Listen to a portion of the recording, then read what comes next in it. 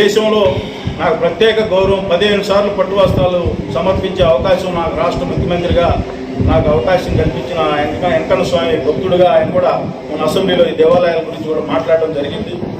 ఆ రోజు 6A టెంపుల్స్కి బయోమెట్రిక్ ఎక్కడా కూడా అవినీతి లేకుండా ఎంతమంది అన్నదానంలో ఇన్వాల్వ్ అయ్యారు, ఎంతమంది సాయంత్రానికి మన కమిషనర్ గారి కార్యాలయానికి మెసేజ్ కూడా పోయే పరిస్థితి. పారదర్శకంగా ఒక మంచి ఆలోచనతో క్వాలిటీగా భక్తులకి మనం అన్నదానం గుడికి వచ్చిన ప్రతి భక్తుడికి అన్నదానం పెట్టాలని చెప్పి ఈరోజు మన అందరం కూడా ఇంత ముందులాగా అంటే భక్తులు ఇచ్చిన రైస్ డిఫరెంట్ క్వాలిటీలు ఉండేవి.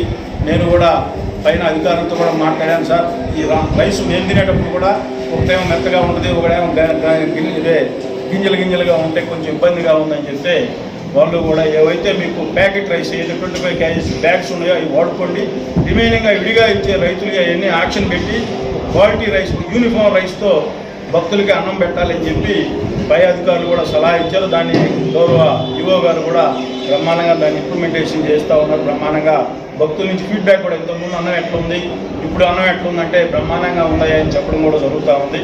వీరందరూ కూడా ఇవన్నీ కూడా ఈ రాష్ట్ర ముఖ్యమంత్రి గారు దేవాలయాల్లో ధూపదీప నైవేద్యానికి మన బ్రాహ్మణ సోదరులకి 10,000 రూపాయలు అంటే ఈ దేవాలయాల్లో వాళ్ళు కూడా చిన్న కుటుంబాలు ఉండి వాళ్ళకు కూడా పోషణ కష్టంగా ఉంది, వాళ్ళకు కూడా మనం ప్రభుత్వం నుంచి సహాయ సహకారాలు అందిస్తే వాళ్ళు కూడా దేవుడి దగ్గర బ్రహ్మాండంగా పనిచేస్తారని చెప్పి రాష్ట్రంలో ఉన్న దేవాలయాల్లో అన్నిటి కూడా ధూపదీప నైవేద్యానికి 10,000 రూపాయలు ఇచ్చారంటే ఈ రాష్ట్ర ముఖ్యమంత్రి గారికి ఈ దేవాలయాల పట్ల ఆయనకున్న మంచి మనసు, దేవాలయాల్లో పనిచేసే భక్తుల నుంచి ఎటువంటి మనం అంటే పూజారులకు కూడా మనం ప్రభుత్వం నుంచి సహాయ సహకారాలు అందించాలని చెప్పి అందరూ కూడా 10,000 ఇవ్వడం జరిగింది.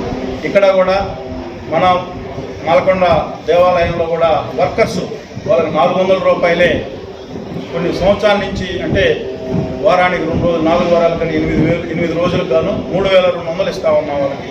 మేము మన కమిషనర్ గారికి మన మంత్రి గారు ఇక్కడికి వస్తే అది కూడా కంపల్సరీగా పెంచాలని చెప్పి 800 మనం అంటే 8 రోజులకి 6,400 వచ్చే విధంగా మనం ప్రపోజల్స్ పంపించాం. దానికి కొంత బార్గెయిన్ చేసేసి కంపల్సరీగా అది కూడా అతి త్వరలో ఇక్కడ పనిచేసే వర్కర్లకు కూడా గౌరవంగా వేతనం ఇవ్వాలని చెప్పి దాన్ని కూడా ప్రపోజల్ పంపించాం. అది కూడా కంపల్సరీగా 1 నెలలో అది కూడా అయిపోద్దని చెప్పి ఈ సందర్భంగా తెలియజేసుకుంటూ, అలాగే పాలక మండలిలో కూడా గౌరవ ముఖ్యమంత్రి గారు ఈ పాలక మండలిలో కూడా కంపల్సరీగా ఒక బ్రాహ్మణ సోదరుడు ఒక మెంబర్గా ఉండాలి, అలాగే ఒక నాయి బ్రాహ్మణ సోదరుడు కూడా ఒక మెంబర్గా ఉండాలి. అప్పుడే ఆలయాలు కూడా వాళ్ళని కూడా ఇన్వాల్వ్మెంట్ చేసి ఉంటాం పాలక మండలి అని చెప్పి అది కూడా జీవో వేయడం కూడా జరిగింది. అందరూ కూడా తెలుసు. కంపల్సరీగా అది కూడా రేపు మన మాలకొండ ట్రస్ట్ బోర్డులో నాయి బ్రాహ్మణ సోదరులు కూడా మనం డైరెక్టర్గా కూడా పెట్టడం జరిగింది. ఇవన్నీ ఎందుకు చెబుతా ఉన్నామంటే ఈ ఉమ్మడి ప్రభుత్వానికి దేవాలయాల పట్ల గతంలాగా దేవుడు చేతులు ఎరగొట్టడం కాళ్ళు ఎరగొట్టడం చేసే ఈ ప్రభుత్వం గత ప్రభుత్వం లాంటిది కాదు. గుర్తుపెట్టుకోవాలి. ఆ పాలకులు కూడా ఈ ప్రభుత్వానికి, ఈ కూటమి ప్రభుత్వానికి, ఉమ్మడి ప్రభుత్వానికి దేవాలయాల పట్ల, దేవాలయాల అభివృద్ధి పట్ల ఒక కమిట్మెంట్తో పనిచేస్తూ ఉన్నాయి. తప్పకుండా రాబోయే రోజుల్లో ఆ రాముడు ఆశీస్సులో దేవుడు ఆశీస్సులు ఎప్పుడు చంద్రబాబు నాయుడు గారికి ఉంటాయని చెప్పి ఈ సందర్భంగా తెలియజేసుకుంటా ఉన్నా. ఇక్కడ కూడా మాలకొండ భక్తులందరికీ కూడా, అలాగే రేపు రాబోయే పాలక మండలికి కానీ అధికారులకు కానీ పత్రికా సోదరులకు కూడా ఈ మాలకొండ లక్ష్మీనరసింహ స్వామి దేవాలయం మన నియోజకవర్గంలో ఉండడం మనందరూ అదృష్టంగా నేను భావిస్తూ ఉన్నా.